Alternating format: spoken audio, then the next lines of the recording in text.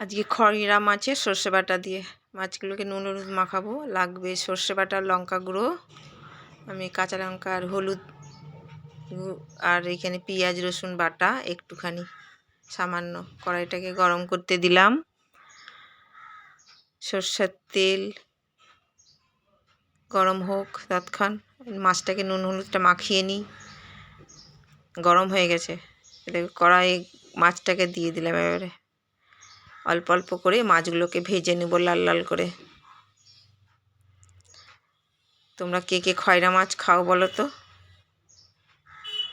দেখো লাল লাল করে ভাজা হয়ে গেছে। এই মাছটা খুব পাতলা আর নরম। সব মাছগুলো আমার এক এক করে ভাজা হয়ে গেল। দেখো ভাজা হয়ে গেল। এবারে কড়াইয়েই তেল আছে, তেলটার মধ্যে আমি একটা শুকনো লঙ্কা দেব। লঙ্কাটা ভাজা ভাজা হয়ে গেলে একটু গন্ধ বেশ ভালো লাগবে। তার পরে পেঁয়াজ বাটা, রসুন বাটা আর আদা বাটাটা দিয়ে দিলাম। ভালো করে কষিয়ে নেব। ওইটাকে ভালো করে কষিয়ে নিতে হবে, ভালো কাঁচা গন্ধ যেন না করে। একটু আবার একটু জল দিব। দেখো একটু জল দিয়ে আবার ভালো করে কষাবো।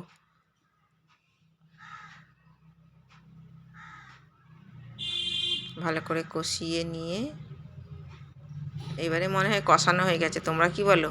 হ্যাঁ, তেল ছেড়ে দিয়েছে। এবার সর্ষে বাটাটা আছে আর লঙ্কা গুঁড়োটা দিয়ে দিলাম। সর্ষে বাটাটার সঙ্গে আমি দুটো কাঁচা লঙ্কা লাল লাল ছিল ওটাও বেটে নিয়েছি ওর সঙ্গে মিশিয়ে। এটাকে এবার ভালো করে কষাবো। হলুদটাও দিয়ে দেব। সবগুলোকে এবার ভালো করে কষাবো। এই রান্নাটা বেশি ঝামেলা নেই, তাড়াতাড়ি হয়ে যায়। খুব মাছটা ভাজতেই যা একটু দেরি হয়, কিন্তু মাছের কারিটা করতে দেরি হয় না। জল দিয়ে দিলাম। ভালো মশলা কষিয়ে জল দিয়ে দিলাম। এবারে ফুটবে।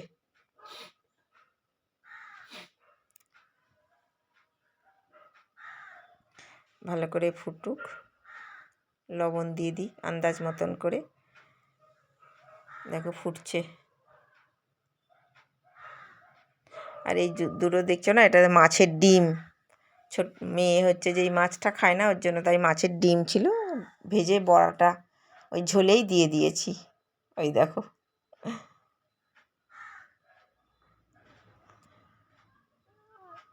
হয়েই এসছে প্রায় আমার মাছ। বেশি ফুটালে পরে মাছগুলো নরম হয়ে যাবে, ওই জন্য 1-2 ফুট দিলে নামিয়ে দিই। হয়ে গেছে দেখো। একটু ধনে পাতা দেবো, কারণ আমাদের বাড়িতে মাছে সবাই ধনে পাতাটা পছন্দ করে। হয়ে গেল। ধনে পাতাটা একটুখানি ফুটুক। এই দেখ কেমন হয়েছে বলো।